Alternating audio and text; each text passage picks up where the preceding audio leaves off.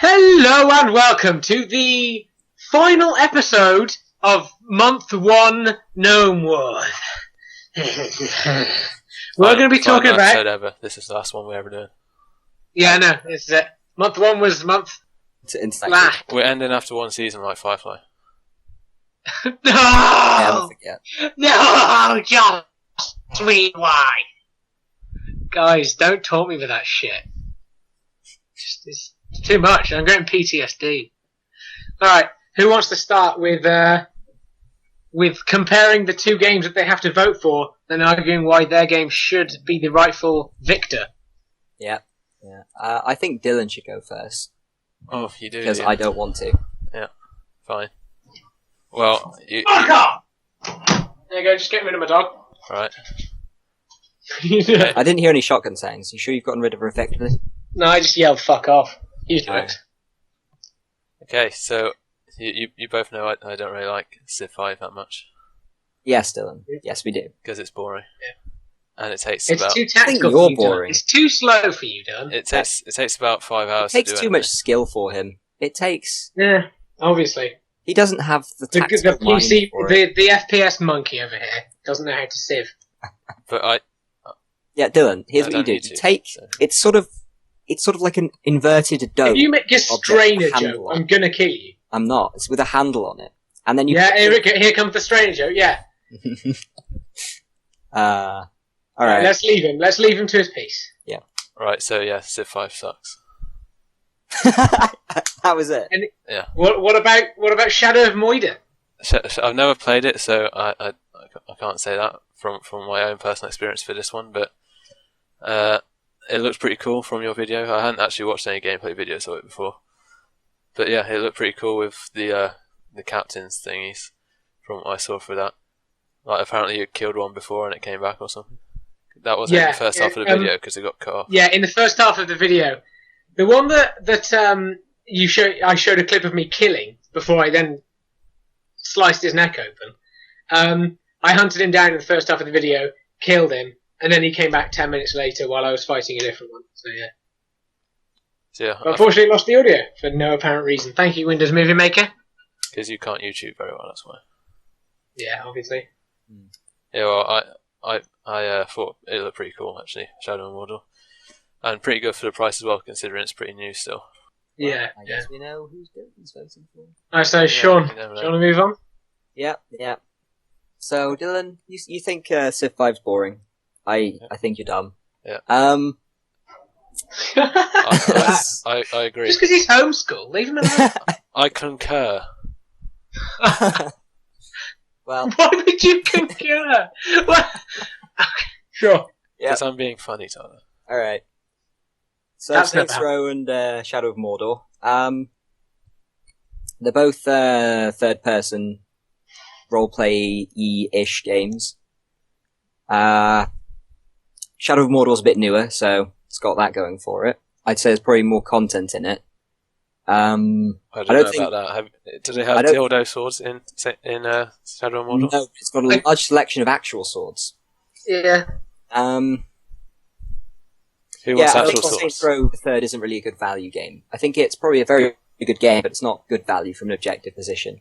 I'm not a fan of the Saints Row series subjectively, but I'm not going to bring that into it like some people and force my Assault's real. opinions into this. I'm gonna look at things objectively, and objectively, I didn't know what to say, Sean. I'm it's sorry. not a very good game for the money. Compared when you could buy something like Shadow of Mordor for the same price. But then I think that Civ 5 is better than both of them because it's got Yeah. from Here we go. an objective position here, alright? From an objective position, they're both very different games. All of them. Yes, exactly. Saints Row 3 and Shadow of Mordor are similar games, but Civ 5 is so different. It's on a completely different level. Yeah, they're similar games in that you control a camera from a third-person perspective, but the gameplay itself is very different. So they are three different games. Yeah. So from a position of how many hours you can put into the game, Civ 5 has definitely got that. Yeah, Civ 5 got replayability. Yeah, it's got Alright, all should I move on to my attempt? Yeah, go ahead. I think I've got the hardest decision, because I've had an enormous amount of fun in both of those two games, and I definitely say that Saints Row the Third, the one that Dylan showed off in G2A, for £2.98, I think it was, is brilliant value for money. With all the DLC. Because it's a hilarious game. Yeah, I suppose. More dildo swords. It's a hilarious game. I had so much fun playing on co-op with a friend. But, Civ 5. With the amount of hours you've put into Civ, I've more put hours over into Civ 5 than 200. I have. I've put over 200 hours in Civ 5. And it's just a brilliant game to just sit back in a call with your friends. You don't have to worry about much. I don't even play that game to win. I play that game to stockpile money and piss people off. That's literally all I do. And you do a great job of both of those things when we're playing. Yep, I really do. It's sort of my thing. But so I'm not sure which one I'll go for. But my game. Let's all look at my game for a second. Brilliant story, brilliant gameplay, good graphics, good graphics, especially considering it's under a tenner. It brought some very new things to that type of game. It's leaps and bounds ahead of the competition, which the competition in my head is Assassin's Creed, which now is a steaming pile of shit on EA's Honestly, I don't think it's competition riddled for asshole. Assassin's Creed. I think it's a replacement. I think Ubisoft is just like, well, we've messed this up too badly. We're going to have to go with a new IP now. Lord of the Rings, maybe? Shadow of Mordor isn't a Ubisoft game. Oh, isn't it? I thought it was. No, it's Monolith and WE Games. Well, now I sound like an idiot. Thank you. Yeah, you do! Don't edit that bit out, Dylan. Okay. So, down to the voting between the three. Go on, Dylan. Bum bum. Well, it's tough. Very tough. I'm partial to a bit of Civ. we all know that's true. So that's why I'm going for Shadow of Mordor. Yeah! Fuck you, Sean! Fuck you! It's only the first vote. Alright. Do you want to go next? No, we'll do it in the same order we did our things. Oh, well, sure. I'm pretty sure what's going to win anyway, so... Well, between Shadow of Mordor and Saints Row the Third, I'd say... I'd probably say Shadow of Mordor has Saints Row the Third beaten everything except comedy. So, I'm going to go with that. So, there we go. That's 2 votes. No, actually, no. Yeah, no. That's 2 votes for Shadow of Mordor. Okay, so I have the decider. Well. No, I have who gets second place and who is the bummy peasant who gets last. That's the best. You do have that. That's the best vote. So yeah, no, I've got probably the toughest decision because I've played both games and I love both games for what's different about them and what's unique about the two. I love about both, but just because I had so much fucking just straight out fun, just so much fun in Saints Row the Third.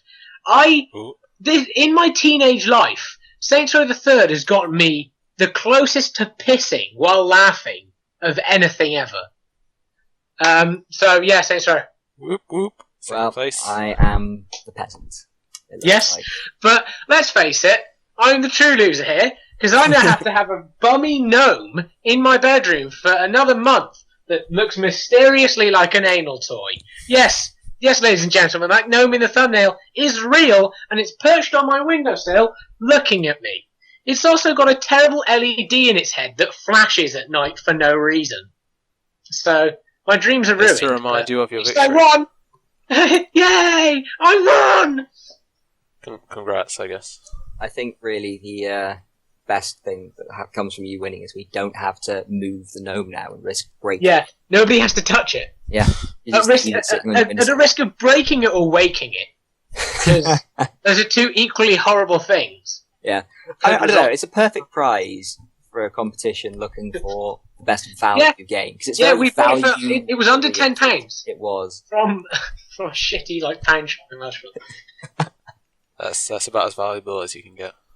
Here we go, guys. That was the first month, and probably the last month of Value Gnome, unless my mummy gives me some more pocket money for cleaning her feet.